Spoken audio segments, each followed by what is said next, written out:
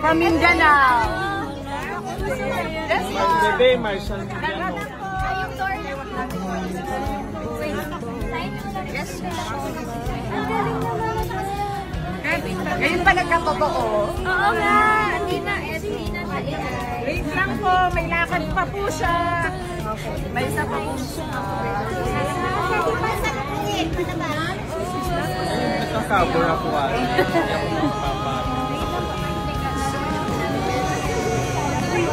Ate ka, tayo na sa hindi. Wow naman. Sweet naman. Wow. Uy, pwede mo mag-save mo ako, please? Oh my God, thank you. Diyan ako nang Congrats, ha? Hi, God!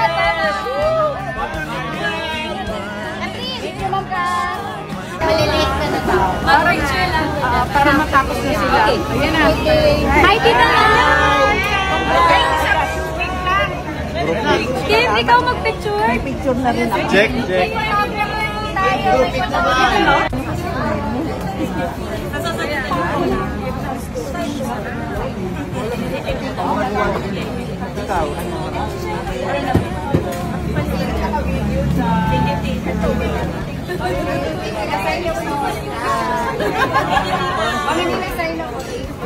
Ayaw mo siya magpatay.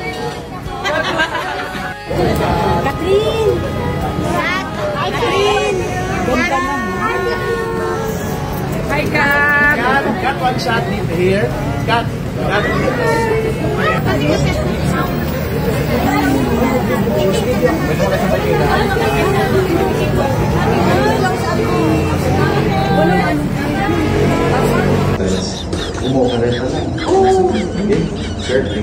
Kami na bahala doon sa ako na masirip na kami. Let's have a photo. I'd like to thank, of course, Marl and Sir Jensen for everything. Thank you so much. And of course, Manila's design sweetheart, Pat Kaunan, the best interior designer that I've known so far. Thank you so much, Ma'am. Now, I have just one question for you tonight. So, Di ba marami? No. One question. Press con tayo dito. alright. So, why did you choose Salidek and Joe for your band? With everything I saw tonight, actually my knowledge of Joe became more broad and more extensive. I think more than Joe being a brand, I think it's a movement. It's a movement for sustainability, it's a movement for innovation, for, you know, right now, technology and artificial intelligence is very much dominant in our everyday lives. Whether by our homes, our cars, even our smartphones. Hello, Kasden fans! Ito na nga ha, ang kabaitan at saka tinukso si Ma'am Catherine mga kasembreros, no, sa isang fan dito. Ang cute ng fan dito mga kasembreros, and si Sir Alden din ay parehong busy ang Kasden mga kasembreros. Ang kakulitan ni Sir Alden, of course, na umatake na naman, at saka yung kanyang, basta madami. So pinakauna na nga rito mga kasembreros, itong official na pag-cut no, ng ribbon kahapon. Or kagabi mga kasembreros ni Ma'am Catherine mga kasembreros doon sa Empaulo nila na business mga kasembreros, na kung saan ay si Ma'am Catherine yung talagang mismong nag-cut ng ribbon mga kasembreros. And then yung sa mga fans naman niya kagabi, of course no, talagang tawag dito, sobrang bait ni Ma'am Catherine dito. Kasi itong si Baro, ang istorya nito mga kasembreros, para siyang special child, no? Tapos ay tinutukso-tukso nila kasi nga paalis na si Ma'am Catherine. Tapos gusto niya talaga papapicture kay Ma'am Catherine. Siyempre madami nang nakikipag-unahan. So sabi ng mga kasamahan niya, Baro pa-picture, Baro lapit na, parang ganun mga kasos. And inisip ko dito nung una, si Ma'am Catherine baka matakot siya, no? Kasi siyempre babae pa rin siya mga kasembreros kahit paano. Kung kaya tao dito, may mga times na baka maharas siya, parang ganoon, kasi nga may tao dito, may mental disability ng konti, pero hindi, no. Dito makita yung genuineness ni Ma'am Catherine mga kasembreros, na pareho talaga sila ni Sir Alden na pag mga PWD, talagang sila po ay maawain at saka close mga kasembreros. Parang hindi din natin parang mas lalo silang naawa at mas lalo silang pinagbibigyan nila yung mga taong ganoon kasi nga parang special sila mga kasembreros. And of course, nasa tao kasi no, kapag maawain ka talaga by nature, kapag ugali mo na talaga yung maawain ka mga kasembreros, parang hindi hadlang yung maraming fans. Siya talaga nakipag-unahan din, no? Tipong pasakay na si Ma'am Catherine sa kotse ay talagang nakikipag-unahan din siya mga kasembreros, no, sa mga ibang fans. So and then ang kulit, no, kasi may iba dito galing pa ng Mindanao, tapos pirma-pirma sa mga kasembreros. And then yung iba dito ay may mga ginawa silang parang nakikitan si Ma'am Catherine mga kasembreros, no, sa kanilang ginawa na parang souvenir or something mga kasembreros. Kaya phenomenal box office queen. And then si Mami Min din po, no, nakikipag-usap sa mga tao dito, sa mga fans, no, lalo po lang Tita Long Gumatay, no, present talaga si Tita Long, as expected mga kasembreros, kasi talagang makaka-Catherine talaga ito mga kasembreros. Marami silang marami silang grupo, no, and si Tita Long ay isa sa mga main founders ng Catherine Bernardo fandom mga kasembreros. So nakakatuwa lang na kasi kasi may isang caption dito kagabi, sabi niya, ang tagal ka naming hinanap or inantay na magpakita, no, sabi nga. Tapos nagpakita rin finally nagpakita rin si Kuting namin. Kasi Kuting yung kanilang natawag kay Ma'am Catherine bilang endearment ba, no, parang tawag, parang lambing na tawag mga kasembreros. Ang cute at saka ang galing ni Ma'am Catherine mga kasembreros. And of course, no, buong pamilya yata sila kagabi, no, kahapon mga kasembreros. Parang si Daddy Ted lang yata hindi sumama, pero sina Mami Min, yung kanyang kapatid, sina Baby QQ, sina Lexin and so on, ay andon sina Tin at saka si Kay mga kasembreros. So ayun po, no, so congrats sa Bernardo family, official na talaga, no, another business mga kasembreros. And then ito, Sir Alden, so nag-speak, so ito muna, yung sa kakulitan ni Sir Alden mga kasembreros. Kasi dito, parang pumipili sila ng tiles, no, tapos, sabi ng, sabi ng sa Joe mo mga kasembreros, na parang okay na siya, and so on. Tapos sabi niya ay, kami nang bahala dun sa ganito ganyan. Sabi niya, sige, ikaw nang bahala to. Sabay malis bigla, kunwari mga kasembreros, no? Sobrang kulit talaga ni Pops Alden. Parang random at saka random talaga yung pag-makulit nito mga kasembreros. Hindi may isipin na box office king at saka bilyonaryo ang taong ito mga kasembreros, no? Parehong-pareho sila talagang ugali ni attorney mga kasembreros, kung saan ay match ang dalawang ito mga kasembreros. So talagang destiny sila mga kasembreros. And then ito, ang kulit nito kasi parang random siya, na pinasalita dun sa may Jomo mga kasembreros na event nga, no, na launching mga kasembreros kagabi. So ang Jomo at saka Sanitech ay parang siya, no, as mentioned ay bathroom. Sabi nito, I have one question. Sabi ng kasama niya babae, sabi ni Alden, hindi ba marami? Sabi nga, ang kulit talaga ni Sir Alden.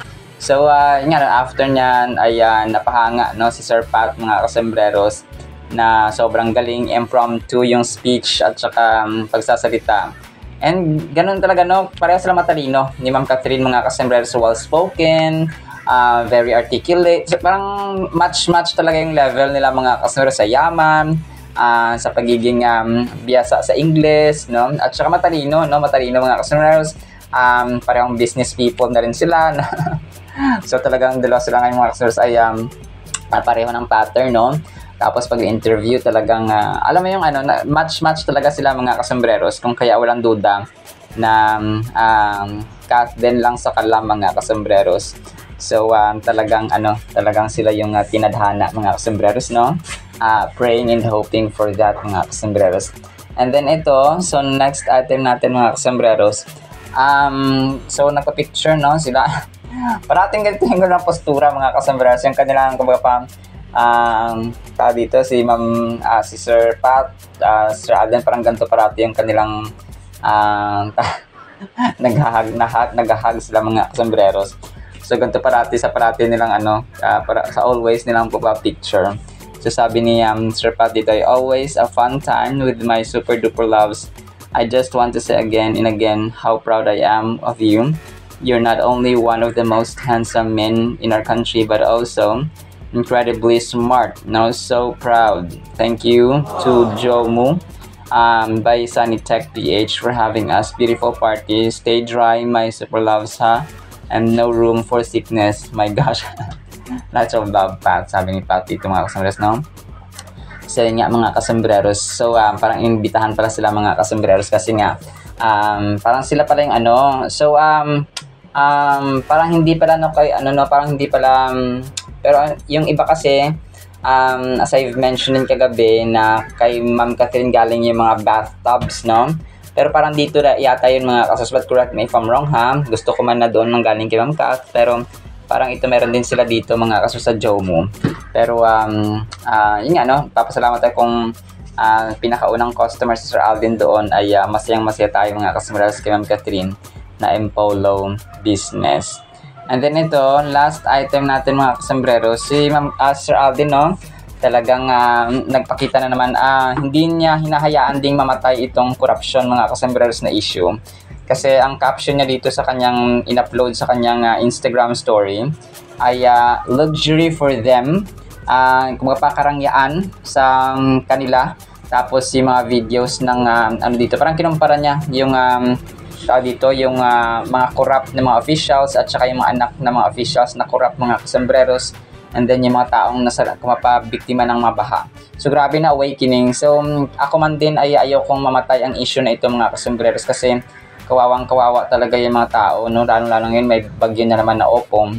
So talagang nare-remind ang mga tao. So galit na galit ni Sir Alden, so kung kaya tayo din po ay huwag nating hayaang mamatay ang issue na ito hanggat walang mananagot mga kasombreros.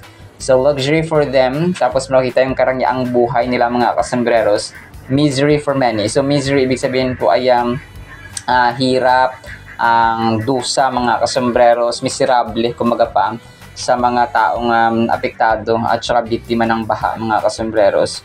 So dito talagang naging talagang binulgar na rin ni Sir Alden mga kasombreros, no? Sina Zaldico at saka si retired or resigned Martin Romualdez mga kasombreros, no? Retired speaker Martin Romualdez, no? Talagang kasi no? Talagang basta, no? Hayaan natin gumulong ang batas, no? Let's pray for our country mga kasombreros. So yun lang po sa ating Catherine items, ha? Sana po ay pakinggan po natin ang Word of God. Today is September 27, 2025. Naku po, Sabado na. Happy weekend po sa bawat isa. Sana po ay pakinggan po natin ang napakagandang Word of God. At para po sa ating Word of God ay very poetic, more than poetic po ito mga kasombreros, no? Ang title po kasi natin ay Parang Damong Sumibol. Psalms 92 verse 7, when the wicked, yung mga masama daw, spring up like grass, and when all the workers of iniquity flourish, it is that they may be destroyed forever. Napakaganda nito mga kasombreros, pero of course harsh at malupit ito sa mga taong masasama at gumagawa ng masasama mga kasombreros. So inarin tulad dito, no, yung mga taong masama mga kasombreros sa mga damo na sumibol or nag-spring up mga kasombreros or nag-sprout, no? Tumubo sila mga kasombreros. Tapos yung mga taong gumagawa ng hindi makatarungan, iniquity mga kasombreros, kapag sila ay yumabong, nag-flourish mga kasombreros, ay masisira at sisirain din sila habang buhay. So napakaganda ito mga kasombreros, no? Psalms 92 verse 7 ay nag-carry ng napaka-profound, napakalalim, no? At saka napaka-broad na message about the nature of wickedness at ang kanyang ultimate fate. So ang ultimate na kapalaran or fate mga kasombreros na mga taong masasama ay destruction. Kung hindi man sila maparusahan sa mundong ito, there will be final, impartial, at saka forever na judgment sa kabilang buhay. So kung dito sa mundo ay binigyan tayo ng maraming chance, maraming pabor, maraming opportunities, mapapagkakataon para magbago, ay sa kabilang buhay mga kasembreros ay kapag namatay tayo at saka namatay tayo na hindi nagbago, hindi tayo tumalikod sa kasalanan at hindi tayo naglingkod sa Panginoon, we didn't have relationship sa Panginoon, we didn't have faith kay Lord mga kasembreros, ay destruction, no, eternal damnation or doom mga kasembreros ang kasasapitan ng mga taong masasama. The verse portrays a vivid picture of how the wicked may seem to thrive in their deeds just like grass does on a sunny day. No, kagaya nga ng isang damo o ng maraming damo mga kasembreros na talagang akala mo yumayabong at saka lumalago, makapal mga kasembreros na mga damo sa ilalim ng sunny day mga kasembreros. However, this flourishing is only temporary. So temporary lamang ito mga kasembreros, and isisingit ko talaga dito yung nangyayari sa ating sa ating gobyerno, no? Kasi sobrang naawa talaga ako mga kasembreros dito sa kalagayan din ng ng taga Masbate, yung Romblon, yung Iloilo. So yung part ng apektado ng bagyong Ompong, ng Upong mga kasembreros pala, no? So sobrang naawa ako mga kasembreros. Let's continue praying sa atin pong mga kababayan dito sa mga apektadong lugar. So alam kong dito malayo man tayo sa kanila, but prayer doesn't have to be malapit mga kasembreros, no? We can pray even kahit nasa ang lugar mga kasembreros. So kawawa kasi, no, yung iba talaga nasira yung mga bahay nila mga kasembreros, and talaga ako napaluha ako, no, sa awa mga kasembreros. But we continue to pray for them mga kasembreros. And yung iba kasi nasa gilid sila ng dagat nakatira. So kapag yung tsunami or for example yung hampas ng mga alon na sobrang lakas dahil nga sa bagyo, ay sila talaga yung pinakaunang biktima mga kasembreros. So hoping and praying na mabigyan sila ng ng lugar, no, sa na hindi malapit sa dalampasigan, para hindi po sila maapektuhan agad ng bagyo kapag bumabagyo at bumabaha mga kasembreros. So balik tayo. It might be easy for us to look around and see those who do wrong appearing to prosper. The passage reassures us that this apparent success is fleeting, so temporary mga kasembreros. And those who act unjustly will eventually face destruction. So yung mga hindi tama, hindi patas mga kasembreros. So which is very relevant, no? Talagang timing ito kasi sa ating gobyerno ngayon ay talagang korupsyon. Nabasa ko yung isang post ng isang lawyer na yung corruption daw hindi siya papasok na hindi siya inimbitahan ko pa, it will not come in uninvited. Talagang merong nagbukas ng pinto, may nagbukas ng ng lagusan mga kasembreros para pumasok ang corruption. So para siya isang maliit na butas hanggang sa lumaki ng lumaki at may pinto talaga. And dito ko talaga naisip na sorry po sa matatamaan. Yung meron kasing si former President Duterte dati, may binuo siyang anti-corruption group, no? PACG, parang Philippine Anti-Corruption Graft and Corruption, parang PAGC. Philippine Anti-Graft Corruption Committee, no, PAGCC. So parang ganun yung binuo ni former President Duterte. Tapos nung pagdating ng Marcos, yun talaga yung una nilang binuwag. Okay, so parang naisip mo, kung tayo hindi naman tayo politiko, hindi naman tayo lawyer, hindi naman tayo attorney mga kasembreros or isang abogado, pero sa simpleng pag-iisip natin, sa simpleng logic, bakit mo tatanggalin yung Philippine Anti-Graft and Corruption Committee for what? Diba? So parang doon yun yung invitation. Kasi sinasabi ko ito mga kasembreros kasi ito yung unjust, no? Ito yung related sa ating topic na unfair, no, na nangyayari sa ating gobyerno ngayon, na dahil doon nagkaroon ng butas, nagkaroon ng malaking pinto pa talaga, at nag-invite man ng marami pang mga konsyaba, no, halos lahat ng congressmen, no, hindi naman lahat mga kasembreros, ay talagang yung iba nga dito, yung Cagayan de Oro na yung may mga distrito dito sa Cagayan de Oro na parang tinanggalan nila ng ng budget, no? So yun, kinurap din yun mga kasembreros. Maraming mga district sa Pilipinas na binawasan at saka tinanggal yung mga budget mga kasembreros, no, ng DPWH and other sectors mga kasembreros. So nandun nakita natin yung unjust, no, unfairness mga kasembreros, na kung saan ay iilan lamang or yung mga corrupt, yung mga nakikinabang mga kasembreros. So talagang nakakapanlumo na tulad nito, no, bagyo na naman ngayon, so baha. So ang kumapang nare-remind na naman ang mga tao about corruption, about flood control projects, kasi nga ibinulsa ng mga corrupt natin na mga public officials, mga kasembreros, and ngayon ang iba ay nagtatago, no. So, pero let's continue praying. Talaga naisingit ko siya kasi pag fairness, pag justice, no, pag katarungan talaga mga kasas, pag pang-aapin, talagang related sa Biblia. So, ito yung sasabi natin na ang salita po ng Panginoon ay timeless po ito. Applicable ang salita ng Panginoon noon, ngayon at magpakailanman. So, every time na may buhay sa mundong ito, ang Biblia po talaga ay relevant. Just as the people of Israel had to remind themselves of the justice of God, we too should remember these truths when we witness injustice around us. So ito yung sasabi natin, no? When we witness injustices around us. So kapag tayo po ay, kagaya ko na talagang ginagamit ko ang aking platform na ito na i-share yung mga biktima ng mga rally and so on, mga kasembreros na. Kasi ako, hindi man ako politician, pero concerned talaga. Kasi kapag meron tayong spirit ng Panginoon, maawain tayo mga kasembreros, no, na nakita mong wala ng tahanan, nasira yung tahanan, nasasaktan at saka naapi yung iba, lalong-lalo po talaga sa mga baha. So, talagang ako ay, kumapa yung puso natin, hindi natin iiwasang medyo magalit, no, medyo mainis mga kasembreros dahil nga sa corruption, kumapa hindi patas, hindi tama, kumapa hindi makatarungang ginagawa ng mga corrupt mga kasembreros sa mga ultimo at saka ordinaryong mga mamayang, kumapa talagang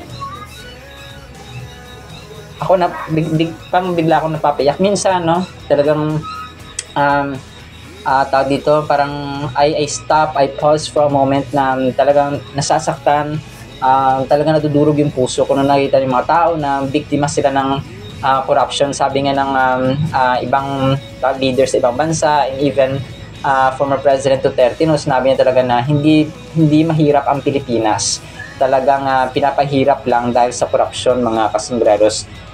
So yun po siya. Finally, the phrase, "they shall be destroyed forever," serves as the ultimate warning.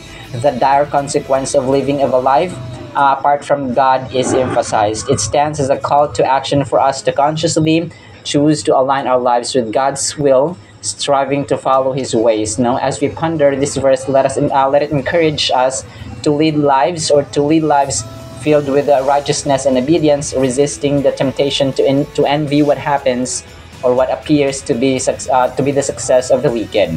So, yun po, no, talagang pagpatuloy nating panalangin mga kasembreros ang ating bansang Pilipinas, kasi tayo rin, no, lalong-lalo na po yung guidance sa itaas at yung kanyang provision mga kasembreros and protection sa ating bansa. So yun po mga kasembreros, no. So ang mga sipin natin parati na ngayon ay nagpapasalamat tayo, meron tayong mga tao at saka mga witness, no, mga lawmakers din na handang tumayo at itaya ang kanilang buhay sa larangan ng katarungan at hustisya. Alright, sinama sa ating Word of God, ha, nawapay pagpalain po tayo ng pag-ibig, pananampalataya, pag-asa, justice, no, katarungan sa ating puso at isipan. In Jesus' mighty name we pray. Amen and amen. See you sa next segment mga surisan pa. Alam po, I love you.